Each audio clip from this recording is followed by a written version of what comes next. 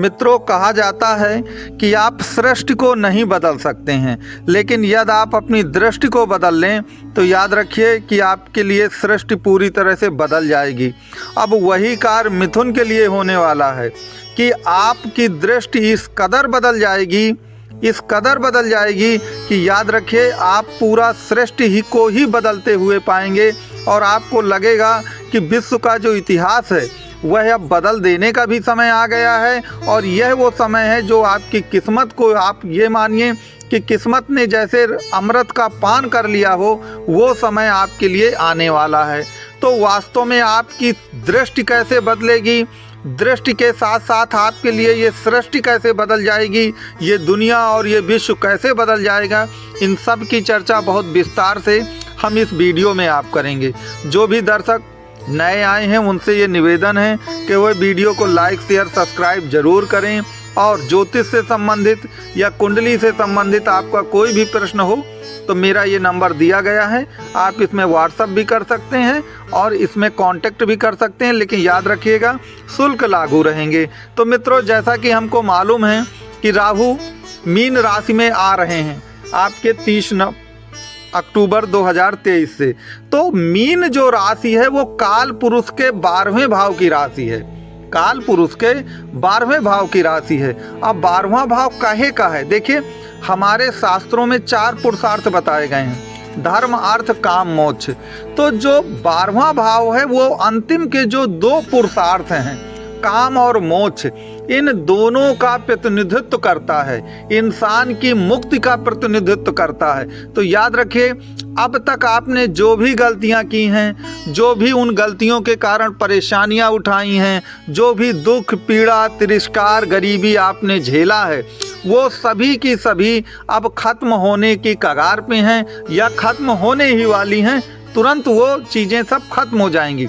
यहाँ पर एक बात आप और याद रखिए कि बृहस्पति, जो मीन राशि है वो बृहस्पति की राशि है और जलीय तत्व है। तो बृहस्पति क्या हैं? बृहस्पति अध्यात्म के प्रतीक हैं, सतमार्ग के प्रतीक हैं, आपको एक अच्छा जीवन, आध्यात्मिक जीवन देने वाले हैं, आपको बुरे कर्मों से बचाने वाले हैं। तो यहाँ पर एक चीज़ आप याद रखिए कि भले ही राहु मीन राशि में आ रहे हैं, कुछ लोग आपको वीडियो में कह सकते हैं कि नहीं राहु तो आपको बुरे कर्मों की ओर भी ले जा सकता है, लेकिन यहाँ पर याद रखिए कि राशि किसकी है? राशि तो गुरु की भी है ना। तो ऐसा नहीं है कि जब राशि गुरु की है तो आपको बहुत डरने की ज़रूरत नहीं है। जो भी चेंजेज आएंगे वो 100% आपके लिए कुल मिलाकर पॉजिटिव चेंजेज होंगे।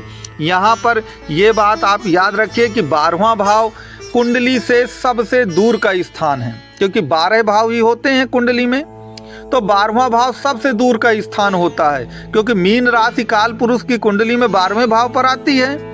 तो 12वां भाव विदेश स्थान भी है।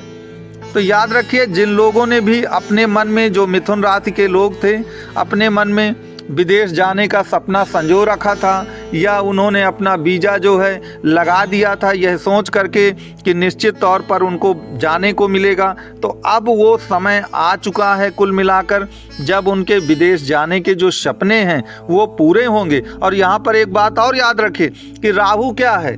राहु कुल मिलाकर वायु तत्व है। तो वायु तो अनंत है और वायु जो होती है वो विदेश विभाग का प्रतिनिधित्व भी करती है। तो यदि आप विदेश में जा कर के कोई बड़ा कार्य करना चाहते हैं तो याद रखिए ये आपके लिए गोल्डन समय होगा और निश्चित तौर पर आप 30 अक्टूबर के बाद जाएं, आपका जीवन बदल जाएगा।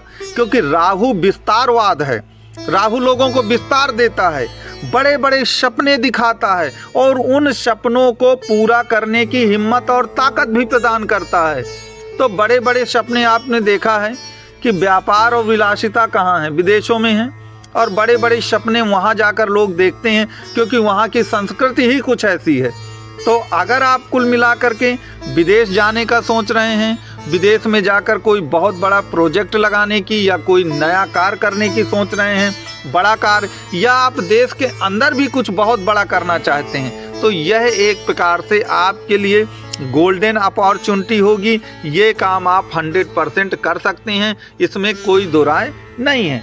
अब यहाँ पर एक चीज़ और याद रखिएगा कि जो काल पुरुष की कुंडली की मीन राशि है 12वें भाव की, तो याद रखिए 12वां भाव जेल खाना, पागल खाना और दवा खाने का भी कहा गया है। तो आपको हमेशा याद रखना है कि कोई व्यक्ति आपको गलत रास्ते पे चलने को कहे या आपको स्वयं अपनी सीमाएं निर्धारित करना है। ऐसा ना हो कि आपकी कुंडली में कोई ग्रह राहु कुछ खराब परिस्थिति में हो और 12वें भाव पर दुष्ट और पापी ग्रहों की दृष्टि हो या कोई नीच का ग्रह बैठा हो और आप मुसीबत में फंस जाएं। तो वास्तव में कुंडली को देख करके ही ये बताया जा सकता है कि राहु आपको कितना ज़्यादा सफलता तो देगा, लेकिन कितनी ज़्यादा देगा, किस हद तक देगा, यह इसके लिए आपके कुंडली का विश्लेषण करना जरूरी है। और यहाँ पर ये देखना पड़ेगा कि राहु आपकी कुंडली में कितना ज़्यादा मजबूत है।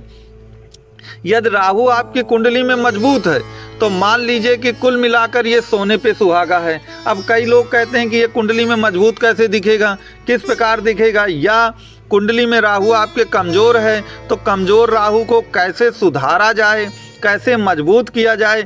देखिए, इसके लिए अगर हम यहाँ पे इसकी चर्चा करते हैं तो वीडियो बहुत लंबा हो जाएगा।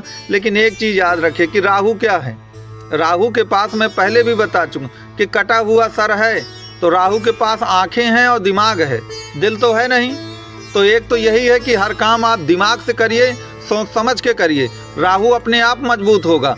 और भी राहु के सुधारने के बहुत सारे उपाय हैं, तो उसकी चर्चा यहाँ पर कर पाना उतना संभव नहीं है। ये कुंडली परामर्श के द्वारा ही आपको ये बताया जा सकता है कि आपको क्या क्या करना पड़ेगा और निश्चित तौर पर आपका राहु मजबूत हो जाएगा। तो आप कुल मिलाकर दृष्टि के साथ सृष्टि बदलने को तैयार हो जाइए और अमृत पान की जो बूंदें हैं उनको लेने को तैयार हो जाइए। तो मित्रों, अगर आपको ये वीडियो पसंद आया हो तो आप वीडियो को लाइक, शेयर, सब्सक्राइब जरूर करें। ज्योतिष से संबंधित आपका कोई भी प्रश्न हो तो मेरा ये नंबर दिया गया है, आप इस नंबर पे कांटेक्ट कर सकते हैं, मैसेज डाल सकते हैं और अपनी बात कह सकते हैं, लेकिन शुल्क लागू रहेंगे। मेरा ये वीडियो देखने के लिए आपको कोटि कोटि धन्यवाद है मेरी ओर से।